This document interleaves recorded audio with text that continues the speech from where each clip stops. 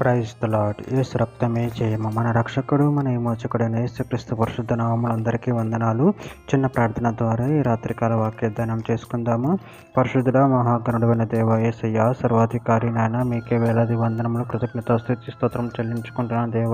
దేవ రాత్రికాల సమయంలో ప్రభు వాక్య భాగం ధ్యానిస్తుండగా వాక్య భాగం మాకు అర్థమవుట్లు సహాయం చేసి మీ కృపలో బలపరిచి మీకు మాదిరిగా మమ్మల్ని నడిపించి మీ చిత్తమును మా జీవితంలో జరిగించామని ఈ చిన్న ప్రార్థన ప్రభు యేసుక్రీస్తు పరిశుద్ధ నామములో అడిగి వేడుకుంటున్నాను తండ్రి. Amen amen. యెషయా గ్రంథం 44వ అధ్యాయం 8వ వచనము. మీరు వెరవకుడి, భయపడకుడి. పూర్వకాలం నుండి నేను నీకు ఆ సంగతి వినిపించి తెలియజేయలేదా? మీరే నాకు సాక్షులు. నేను తప్ప వేరొక దేవుడున్నాడా? నేను తప్ప ఆశ్రయదుర్గమేదీ లేదు. ఉన్నట్టు నేను ఎరగను. ఆమెన్. దేవుడి వాక్య భాగం దీవించును గాక. ప్రభునందు ప్రియులారా, ఇక్కడ వాక్య భాగంలో గమనించినట్లయితే, మీరు వెరవకుడి, భయపడకుడి. పూర్వకాలం నుండి నేను నీకు ఆ సంగతి వినిపించి తెలియచేయలేదా? మీరే నాకు సాక్షులు. నేను తప్ప వేరొక దేవుడు ఉన్నాడా? నేను తప్ప ఆశ్రయదుర్గమేదీ లేదు. ఉన్నట్టు నేను ఎరగను.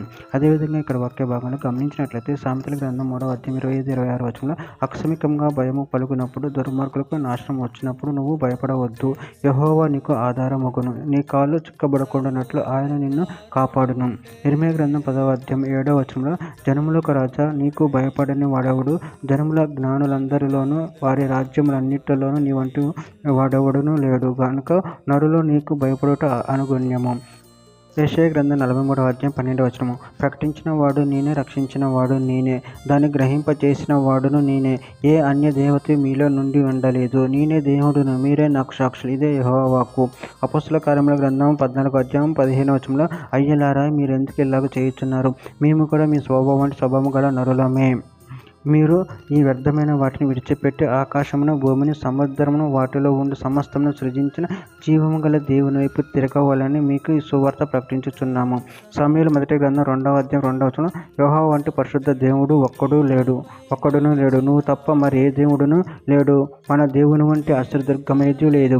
ద్వితీయోపదేశకాండం 32వ అధ్యాయం 4వ వచనంలో, ఆయన ఆశ్రయదుర్గముగా నున్నాడు. ఆయన కార్యము సంపూర్ణము, ఆయన చర్యలేని న్యాయములు.